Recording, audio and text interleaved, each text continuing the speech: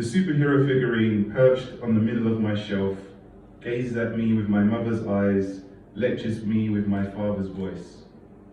They no longer fly, and it's been an age since I first saved myself from the bad guys, within and without this two-bedroom metropolis.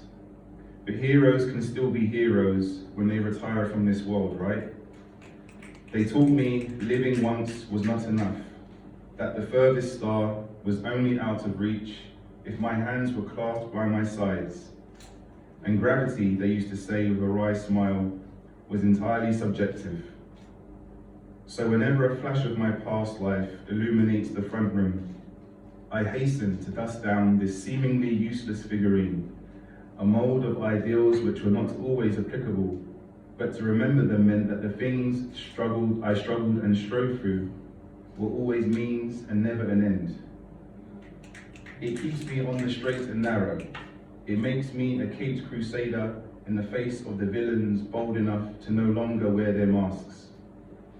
A man of steel, it makes me a man of steel, ready to withstand the sticks and stones shot from the mouths of armchair criminals. The superhero figurine is perched on my shelf.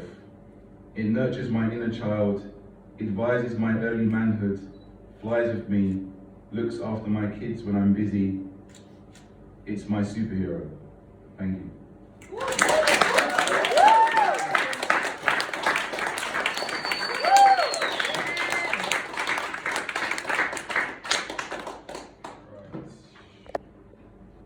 This one hasn't got a title, but it was just a period in my life when I was working and it was a bit shit, so anyway, so you might relate.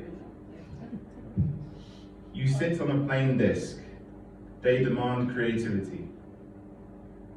Freedom to make what you want, yet the finished product belongs to them. Who can tell? Who wants to know? You're full of potential. Your time is running out. Your midlife crisis has come early.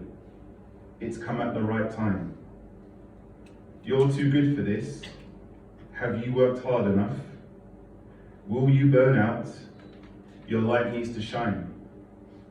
If the vision fades, will rage blind you? You cannot change your fate. Your fate is unknown. They pushed you, you fell over them.